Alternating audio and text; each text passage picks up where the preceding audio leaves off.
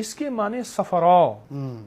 غزالی کرم اللہ وجہ جو ایک دعا فرما رہے تھے اور کہہ رہے تھے یا سفرا یا بیضا غری غیری، اے سونا اے چاندی جا کسی اور کو دھوکہ دے. سفرا پیلی چیز، سونا پیلا ہوتا ہے نا. جی جی. یا سفرا یا بیضا، بیضا کہتے ہیں سفید کو.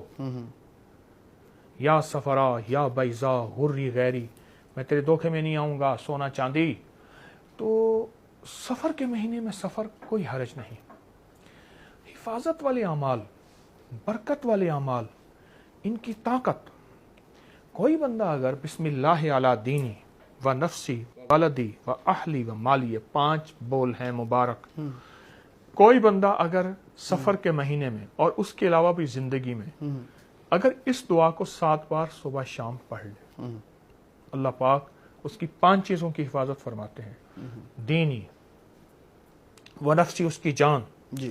و والدی اولاد، و اہلی فیملی گھر والے، و مالی اس کی دولت مال اسباب، اس کی پراپرٹی ساری چیزیں. جو بندہ 7 بار یہ اپنی زندگی میں شامل کر لے، اللہ غیب سے اس کی حفاظت کرتے ہیں. ایک ڈاکو کی بات سناؤں آپ. جی. یہ بات آج سے کچھ 30 سال پرانی، اس سے بھی پرانی ہے. ایک ڈاکو مجھے ملا. اچھا. وہ اغوا برائے تاوان، پرانی زندگی تھی اس کی. مجھ سے کہنے لگا کہ ایک گھر تھا، ہم گھروں کو، شخصیات کو نشاندہی کرتے تھے، پھر رات کو ان کے گھر میں ان کو اغوا کرتے تھے، پھر ان سے پیسے لیتے تھے. بالکل ٹھیک. تو کہا ایک گھر کو ہم نے کئی دفعہ مینشن کیا، کئی دفعہ نشاندہی کی. گلیاں بھول جاتے تھے، راستے بھول جاتے تھے. اچھا. پھر اللہ کا نظام چلا، اللہ نے اس کا دل بدلا. کسی فقیر کے ذریعے سے اس کو اللہ نے ہدایت دی، تسبیح خانے کی برکت سے. تو کہنے لگا پھر میں اس بندے کے پاس گیا، میں وہ ڈاکو ہوں، میں تجھے اغوا کرنا چاہتا تھا، تیرے ذریعے سے کروڑوں مال لینا چاہتا تھا.